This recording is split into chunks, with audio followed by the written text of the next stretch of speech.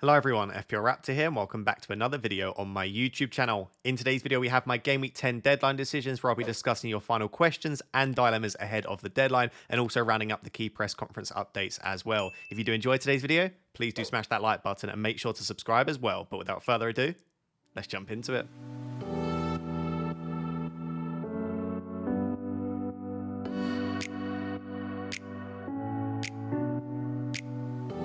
So guys, as always, let's start with those press conference updates as of Friday afternoon at 3 p.m. And the reason I specify that, we do often get embargoed quotes later on a Friday, which is stuff that we don't initially get shown that was said in the press conferences. We might get some further updates. And also we often get team leaks on a Saturday, and Arsenal are actually the early kickoff, and the likes of Liverpool and City play on Saturday as well, I believe. So we might get a few team leaks in the deadline stream on Saturday. So tune into the deadline stream at 9 a.m. UK time, and we'll go over anything else that we get on top of what we've got here.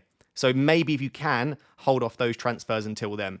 Starting with Arsenal and Gabriel, Arteta said we have a training session today. If he can complete that, he will be available. He hasn't had one yet. As of me recording this right now, we have just got a tweet from an account called Tiki Taka Connor, who's an Arsenal fan, but also does often get a little bit of inside news, has suggested that actually Gabriel has trained. I've also seen some people posting sort of screenshots of a video in which Gabriel is in the training session, but they were doing this last week and it wasn't actually of a training session at that specific time. So I do think that if Gabriel's in training, then he's probably going to feature on Saturday.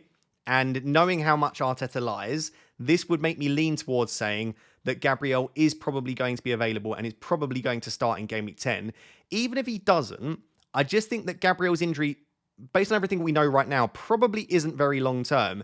And therefore, Gabriel is still a brilliant hold. Everything about him still rings true. He's still playing for a good defense. He's still great in the air. He's also a really nice price point just to keep in your team to make sure you've got a little bit of money invested in your defense. If you want to move back to Trent, you can get there. If you want to downgrade to a Porro, Gvardiol, or you want to move to someone like even Konate, it's nice to have that price point in the team.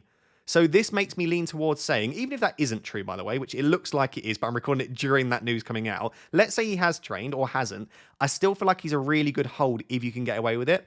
The issue is, I would say that you can only really hold him if we get further confirmation. It looks like he is definitely going to be available, or you've got a little bit of bench cover. I've seen some people have got like Van der Ven and Greaves on the bench, and if that's the case, you might not want to risk it. I would probably recommend in that situation you sell one of the injured players though, and just still start Gabriel, and if he doesn't play, then you get someone off the bench. So as of right now, this is making me think that Gabriel is more of a hold than he is a sell.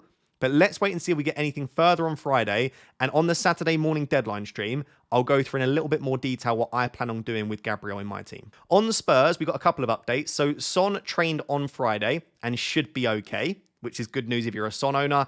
All week, Ange Postecoglou has been pretty positive, and he's a very honest manager as well. So I think this sounds pretty good for Son. It's not like 100% he's going to be available, but it sounds pretty good. So if you've got Son, I'd absolutely keep him. He's the best captaincy option in Game Week 11.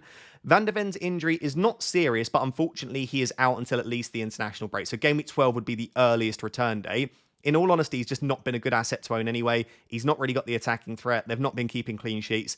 I would sell Van der Ven, and I would be looking at 8 Nuri. If you can go to anyone, I know he's on 4 yellows. It just wouldn't bother me because 8 Nuri is such a good hold from now until, honestly, maybe the rest of the season, but at least Game Week 19. So I would just get the move done, Van der Ven to 8 Nuri. Out elsewhere on Spurs, Romero and Werner have a chance of being available, but we didn't get a specific update from Ange as to whether they definitely will or not. On Crystal Palace, Eze is expected to miss Game Week 10 and Game Week 11 with the injury he sustained midweek. So if you've got Eze, this might be good for you, to be honest, that you finally got the excuse that you need to sell him because he has, again, been very disappointing in FPL. This will massively affect Crystal Palace, and again, it is Wolves playing against Palace this week, so the likes of 8 Nuri has a much better chance for a clean sheet. I still don't expect a clean sheet for Wolves, but the chance of a clean sheet has definitely increased with Eze being out. So yeah, if you've got Eze, he's got to be sold for me. I actually really like Garnacho, by the way, if you're looking at a slightly cheaper price than Eze. On Everton and Dwight McNeil, Dwight McNeil apparently has got a chance, but Dyche then continued to say that he is hopeful of him featuring in Game Week 10. So he said he's got a chance, but then that hopeful part just makes me think that he might be available to play. Unfortunately, it's one of those, again, that we just aren't probably going to know either way. If you've got the bench cover, by all means start him. Dwight McNeil does feel like the sort of player, if he's fit, he starts, and if he's not fit, he's probably not in the squad. He doesn't tend to be the sort of person you'd imagine anyway that would get a cameo, but I don't want to say that to you and then him come on for a few minutes, get you a one-pointer, and whoever you've got on the bench delivers you lots of points and you get that block. So maybe if you've got someone like a Rodgers, you just start Rodgers ahead of McNeil, but I would be very tempted, given the fixture, to maybe risk it. Again, let's see if we get anything later on Friday, and that might give us more information, because as of Thursday, he was training with the physios, apparently, not the squad. And that's not ideal, again, if a player's not even training with the squad only a day or two before the game. On Newcastle, I'm pretty sure this is just mind games, but Eddie Howe said that Gordon and Isak have both had their niggling injuries, and they'll be assessed to see if they can play. They're going to play. I'm almost certain of it. I think this is just Arteta and Eddie Howe going head-to-head on who can do more mind games in a press conference. But yeah, I wouldn't be too worried. But definitely Isak and Gordon are playing through niggles. They've been doing that for a while now, and it's probably why that we're not seeing the best performance from them. But in the recent couple of games, Isak has looked seriously good. And if he continues that, Isak will be back on the menu, because only at the start of the season, Isak was like the most essential player in FPL. Do you remember? 98% out of the 500 teams I surveyed in pre-season had Isak going into Game Week 1. So Isak will be back on the menu. So will Gordon. From Game Week 12 and beyond, I actually don't mind the fixtures for Newcastle. On Liverpool, Jota, Alisson and Chiesa are out until after the international break. And Elliott obviously remains out as well. I think Darwin probably starts the next 2 or 3. Gakpo could get a start with Diaz on the left wing, but listen, if you want to take a cheeky punt on Darwin, I don't mind it. I'm not going to go there this season. I was burnt far too many times in the last 2 seasons. But it does look like his minutes might be a lot better, given especially that Jota is out. But even Chiesa can't then fill in that role as well. I've seen a lot of people worried about Chris Wood. Obviously, he's flagged in FPL. Apparently, picked up a knock. Nuno didn't specify and go into specific players, and he didn't mention Chris Wood. But he said, yeah, we have some issues. Still assessing. Still 1 day to go. I don't think there's an issue with Chris Wood here. And if there is, I still think he's likely to start. But I don't know that. So it could be that there is a genuine issue there. It wouldn't put me off personally. But if you were 50-50 between 2 players, and let's say we don't get a further update, maybe you look to go elsewhere. I think Chris Wood will be fine, though, in all honesty. And I feel like if he was out, I feel like we might know by now. But again, it's not one that we got a definitive update on, sadly. On Brighton, The Athletic reported a couple of days ago that Dunk was out for 3 to 4 weeks. But Brighton on Thursday suggested that he'd actually be assessed on the day. So maybe he's not out for that long. Maybe he's out for longer. I just don't know. The most interesting thing, though, is that João Pedro has returned to training. I think he's now down at like 5.4 million. With Brighton's fixtures from Game Week 12, I will be interested in João Pedro, especially if I go for something like a Jimenez and then want to move him on around Game Week 12. João Pedro is a seriously tempting option at that price. Will that take minutes off Welbeck? Maybe, because it might be that Ruta plays in the 10 or as the 9 and João Pedro's there as well. Evan Ferguson is coming back too. So maybe this does put you off Welbeck slightly. I just think Welbeck's minutes will be so good. He's just been too good to drop. Can you imagine not starting Welbeck in the form that he's in? I think he'll be fine for now. And in all honesty, João Pedro's not going to be rushed back, is he? But he's definitely on the menu from Game Week 12 if he can stay fit. Pep was very funny in his press conference. He was genuinely like being even more vague than normal. But he did say that Savio's injury was only a knock. It was a strong one, but not a fracture. If you remember, was it last season when Haaland was out for like 2 or 3 weeks? And he kept saying that Haaland hadn't fractured his foot, so it's fine. And he still was out long term. So this doesn't mean that Savio is going to be back soon. But it does mean that it might not be as serious as they first thought. And then with the rest of the injuries, he was very, very vague. He really didn't specify with any players. But the understanding is that Doku, Grealish, Walker and KDB are all expected to be out at least until the international break. So you're probably going to get 2 weeks without all of them. That means that the likes of Foden, he's got to start, really. I mean, who are they starting instead in these positions? So even, by the way, Mateus Nunes could be a really decent shout at a cheap price. So yeah, those are the major updates as of Friday afternoon at 3 p.m. There'll be more stuff trickling in throughout Friday. Probably by the time you're watching this, there's further information. So make sure to tune into the deadline stream at 9 a.m. Saturday morning. So guys, moving on to some of your questions. Lots of questions coming in every single week around cheap forwards. And to be honest, I feel like I've discussed them to death, but they are still coming in, the questions around them. And it is a very important decision to make because there are so many good cheap forwards to pick from. And for a lot of us, we can only own 1, maybe 2. So I've spoken about their data before. Listen, all of them have got good data. They've all got good fixtures at points. A lot of them are on penalties. They've got good minutes. It's very close. So maybe the way that I would start viewing this is What do you want from that cheap forward? Obviously, you want points, but how long do you want to own them for? Are they a short-term pick because you think you might end up pivoting to someone else in 12? Do you want to really attack the upside now? Or are you just thinking, I'm fed up of moving my cheap forward around? Maybe you've had like McNeil earlier in the season, then Calvert-Lewin, and you're like, do you know what? I just want to own a cheap forward that I can keep in my team that will perform in the long term. And I think if you make that decision, it becomes a little bit easier for me to decide who is the best cheap forward to own. I say cheap forward, I've got Cunha top for everything here. Short term, medium term, and long term. But he's not necessarily that cheap now. He's up to 6.6 million, and a lot of you can't afford him. But just to briefly explain, I've got short term game weeks 10, 11, 12. So the next 3 weeks really attack the immediate fixtures. I've then gone medium term, sort of game weeks 10 to 15. And then long term, game weeks 10 to 19. I'm not going to go much longer term than that. But I feel like once you decide that, it helps, because if you're thinking in the much longer term, fixtures for me aren't quite as important, because most of them have some good fixtures and some bad fixtures. And really what you want to do is just own assets that are good goal scorers and will get you points. So in the short term, I still think Cunha is the best. Crystal Palace at home and Southampton at home over the next 2. That Southampton game looks brilliant. He's got good underlying data. He's on penalties. We know his baseline bonus is brilliant. He takes corners now for Wolves as well, which is brilliant. I like everything about Cunha. But I think that Raul Jimenez is extremely close in second place if you're only looking over the next 3 weeks. His fixtures are really, really strong. He's also got good underlying data, actually better than Cunha so far this season. And I equally do think that he'll be on the next penalty, given that Andreas missed the most recent one. So I actually think almost level Cunha and Raul over the next 3. Obviously, when you start to look slightly longer term, Raul drops off. So I definitely think if you're looking for attacking the upside, this week alone against Brentford at home, it's brilliant. I really like Raul Jimenez. Wisser is very close behind in the third. I just don't quite like the fixtures as much over the next 3 for Wisser. I think the Raul's are slightly stronger. Chris Wood has got back-to-back home games coming up. He then plays Arsenal in game week 12, I believe it is. So I guess as a 3, I just can't quite sneak Chris Wood into the top 3. I'd have to put Cunha, Raul Jimenez, and Wisser ahead of him. Strand Larsen is a great pick. I don't want to disrespect him. He's just not getting the same level of chances that Cunha is. And as a result, I would try and find the extra money for him. And then the others, DCL and Dye, Welbeck. Welbeck's just not got the fixtures over the next few, but we know that longer term, he's definitely a good hold. So yeah, I feel like over the next couple, or let's say over the next 3, for me, it's got to be Cunha or Raul when I look at the fixtures, but I do like Wisser as well.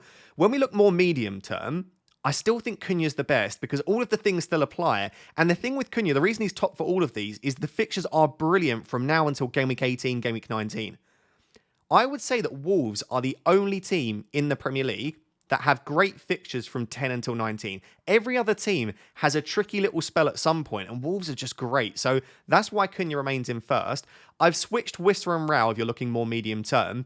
Longer term, I worry about Raul Jimenez's minutes. Muniz is still there, and we saw last season he can score a lot of goals, and they're not going to want to come just completely shut him out and start Jimenez every single game. So I do have my concerns around Raul Jimenez's minutes in the longer term, and I also have concerns over the fact that the Fulham's fixtures do drop off a little bit. So I feel like if I'm looking over the medium term, I'd switch Wisser and Raul around, and I think Wisser is a slightly better asset. And then Strand Larsen would move up a little bit for me as well, because again, those fixtures are so good for Wolves. I now know that Wood is down in 5th for medium term, but medium term 10 to 15, the fixtures just really aren't there for me with Chris Wood. Welbeck sneaks up a little bit because Brighton from game week 12 and beyond, the fixtures do start to improve a lot. So that's how it changes for medium term. If we're talking long term, you just want to pick a good asset that you can just keep for the next 9, 10, 11 game weeks. Cunha still has to be top for me. But at that point, Wood's got some okay fixtures in there. Maybe you just say, do you know what? If I'm just wanting to hold the best forward that I can for the foreseeable future, Chris Wood has just been scoring goals for fun. He's the focal point of that attack. His minutes have been good. We think he's still on penalties as well. Chris Wood has to be right up there for me if you're looking for a longer term pick. And the same applies for Danny Welbeck. The next 2 fixtures are really not particularly good for Danny Welbeck. In fact, they couldn't get much worse. But if you're looking for a longer term hold and you don't want to keep moving assets in and out, Welbeck's got to be top 3 for me. So yeah, in terms of cheap forwards that I just think are the best to own, let's say you had to own them even all season, it's probably Wood and Welbeck, but because of how good Cunha's fixtures are, he's still in first for me. Obviously, Wisser drops down a little bit because in the longer term, his fixtures aren't quite as good. And Raul Jimenez drops down all the way to 6th because I am worried about those long-term minutes. These might be obvious points I'm making, but I feel like this helps me to decide who I would advise for you to bring in. Because I can sit here and say I'd bring in Raul Jimenez, but if you're thinking, I don't want to take out, because you might have to, Raul Jimenez in 4 weeks, well then don't go for Raul Jimenez. Maybe go for someone like Strand Larsen or Cunha instead, who you can hold in the long term. I already own Cunha, and I'm very happy to do so, and maybe that's why I'm biased towards him. If I was looking for a transfer in now, and I just want the points on the table now, get in my team, give me some points, I'd go Raul Jimenez. I also like Wissa, and I genuinely do not think you can go wrong just bringing Chris Wood in. I just think he'll continue to score goals. Hopefully that's been helpful for you. Let me know down below in the comments who are going to be your front three for Game Week 10. So as well as deciding which cheap forward to go for, maybe in combination with deciding which cheap forward to go for, lots of people are discussing whether it's worth selling Haaland to buy Salah this week. And I've seen a lot of people have already committed to doing it. And listen, I love the idea of not having Erling Haaland. I tried it at the start of the season. It went terribly for me. I then bought Haaland, and that probably went even worse when I sold Salah. So I know full well the arguments and justification for going with Salah instead of Haaland. Not only can Salah match Haaland in any given week, but also you are freeing up 2.7 million to then spend elsewhere. So that alone is enough justification, but there are so many other reasons. Firstly, the cheap forwards are so much better than the cheap midfielders. So a lot of people are asking, would you sell something like Semenyo and Haaland to Salah and Cunha? Not only do I think Salah is arguably equally as good as Haaland, maybe slightly lower as an asset overall, but Cunha is just so much better than Semenyo. Even if Semenyo had better fixtures, I just think the cheap midfielders at the moment are just not particularly great. And because you're going for Haaland as well, you can't even get up to the slightly more expensive midfielders a lot of the time. Whereas with the cheap forwards, we've already listed so many brilliant options that, yeah, I think as a combination, Salah and Cunha is just better than Haaland and Semenyo. So at face value, immediately, if you can do it for free, it probably is worth the switch. But we can even go one step further then. So if I just go to the graphic that I showed you earlier in the week, which is a very rough graphic I put together around captaincy rotation, if the fixture is green, it means that I think in that week, with all of the context put together and everything put together, I think they are one of the better captaincy options in that week, and I would consider captaining them. If it's white, it means that I probably wouldn't consider captaining them that week, or at least I wouldn't consider them a really good option that week. Hopefully that makes sense. It's not a particularly scientific table or anything like that. So between Game Week 10 and 19, Palmer is definitely the player that I think has the most captaincy opportunities with 7. Then it's Salah with 5. Then it's Haaland with 4. And then it's Saka and Son with 3 apiece. But in those 4 weeks where you might consider captaining Haaland, or you might considering one of the better captaincy options, there's always a viable alternative that's arguably better. In Game Week 10, I actually think Haaland versus Salah is very close. And we're going to discuss captaincy a little bit later. But I think maybe Salah is marginally better. And you could definitely say that there's not a massive amount between it. And therefore, you don't have to captain Haaland this week. In fact, you could even go for Palmer if you wanted to. But I think if you don't have Haaland, you have Salah. You're perfectly happy captaining Salah at home against Brighton. In Game Week 11, I do think he's one of the better options. But if you've got Son, you go Son. I also think I don't mind the idea of going for Mohamed Salah against Villa. You could even go really rogue with like Cunha against Southampton. In Game Week 12, I actually think the Spurs fixture's okay. But could you captain Salah against Southampton or Palmer against Leicester? Yes. And you'd probably say it's better. In Game Week 15, when I think Haaland's got a slightly better fixture against Crystal Palace away, I just think you captain Salah against Everton away. Or you're happy doing it if you don't have Erling Haaland. Then in Game Week 18, pretty much everyone's got a good fixture. You can captain Salah against Leicester, or Cole Palmer against Fulham, or Saka against Ipswich. And then finally in Game Week 19, when Haaland's got Leicester away, you can captain Palmer against Ipswich away. I'll be honest, I think I'm going to keep Haaland because I don't need to sell Haaland to get Salah. I'll discuss that at the end, but because I can buy Salah without selling Haaland, I don't have to make the decision. I'm perfectly happy keeping Haaland. He's just got 2.3 XG in a single game. It shows just how many chances the man can accumulate. So I'm perfectly happy keeping him. But when you consider everything together, if I just go back to that graphic of the forwards are better than midfielders, Salah is cheaper, arguably, actually I'm going to go back to the other graphic now, across the next 3, I think that Salah's arguably captainable in all of them. I don't mind the idea of captaining Haaland, but I think over the next 3, I do prefer Salah overall. And also, Salah's a bonus points monster, gets more points for a goal, more points for a clean sheet. I just think there are enough things now. Yes. Do you know what? I'm not going to sit on the fence. I normally sit on the fence quite a lot. I think if it's for free, I would pivot from Haaland and a, let's say, suboptimal cheap midfielder. If you've got someone you actually quite like, then I wouldn't do it. But let's say Haaland and a suboptimal mid to Salah and Cunha, or Wissa or Rao, for free, I think I'd do it. But don't rush Haaland out for the sake of it. If you've got a gut feeling that Haaland could go big and you don't want to make the move, please don't feel pressured, because all we're doing is going away from pressuring people that they have to own Haaland to now pressuring people that they have to own Salah. It's perfectly viable to go with both. Honestly, neither or one. I'm aiming to have both for Game Week 10, but I'd love to know in the comments, are you likely to have Haaland, Salah, both, or neither? So guys, let's discuss Game Week 10 captaincy in a bit more detail, because I think there are various options this week. And obviously Salah and Haaland always stand out, but you could extend it to some other really decent options as well. Even some of the cheap forwards with home fixtures on penalties, playing against weak defences. I really do think it's a week you could go a little bit rogue if you wanted to. Son and Watkins, on paper you might go, oh, they've not really got the fixtures, but if you were to predict how's that Spurs-Villa game going to go, I'd honestly go like 3-2, 3-3, something like that. So there could be goals in that game. And if you get them for Son or Watkins, then it could be really, really fruitful. So on this table here, I've got the non-penalty expected goals per 90 for each player, non-penalty expected assists per 90, the opponent expected goals conceded rank. So 20th would mean they're the worst defence in the league that they're playing against, and first would mean they're playing against the best defence in the league. I've got the bookies percentage chance of a goal, so 100% would mean they're definitely scoring, so you want it to be as close to 100% as possible. And then I've ordered the table by projected points for Game Week 10 according to Fantasy Football Hub. And if you want to get access to Fantasy Football Hub, there'll be a link down below in the description. They're still offering, I believe, the 7-day free trial, but you can also get 30% off if you use that link as well. So, yeah, I do think Salah and Haaland are the standout. They're priced where they are for a reason, and we want them both for the reason that they are fantastic. So in terms of chance of a goal, according to the bookies, 55% chance of at least one goal for Haaland and 51% for Salah.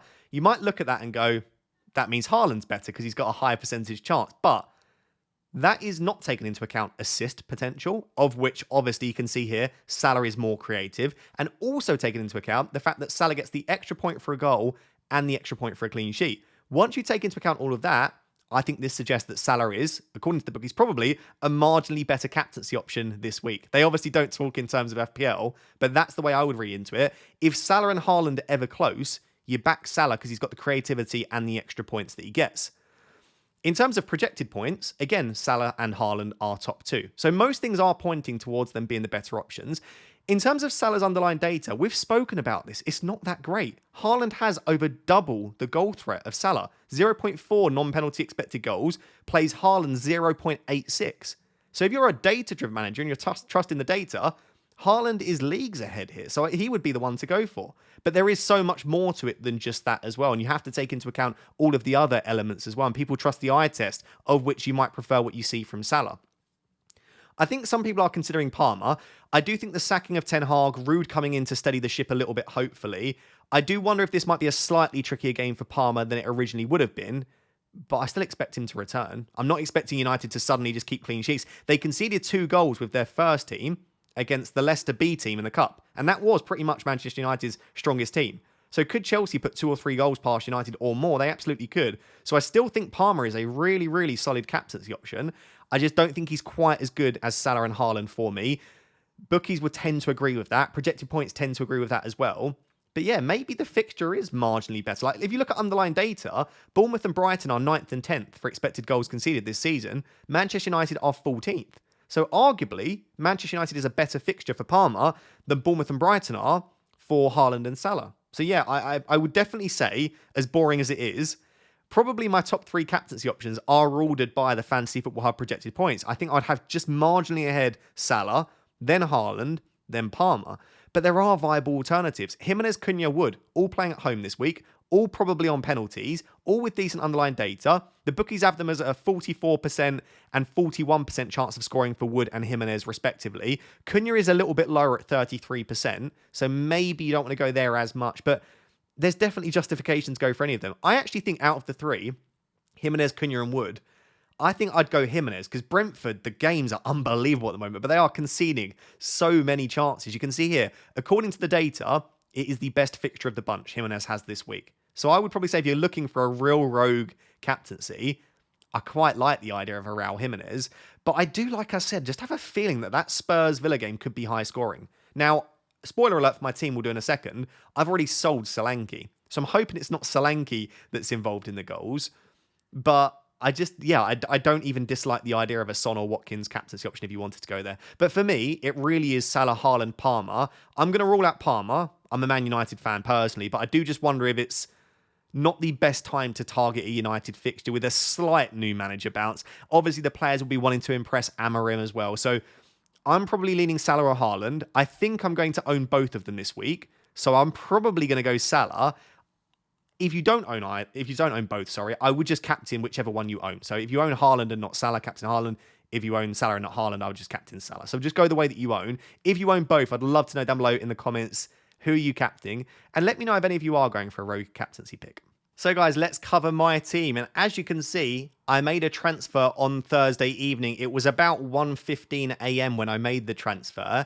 And I looked on the price change prediction websites, and it looked possible, not definite, but possible, that Solanke could drop in price and Raul Jimenez could increase in price. And with the transfers that I had planned, the most likely ones, I couldn't really afford for the double price change. So I made the move of selling Solanke and buying Raul Jimenez late on Thursday. Neither of them ended up changing. It now looks once again, that it could be likely that Solanke drops and Raul rises. And I'm still happy that I made the transfer. I'm not now sat here regretting the transfer, which I'm very lucky with, because often when you make early transfers, you do.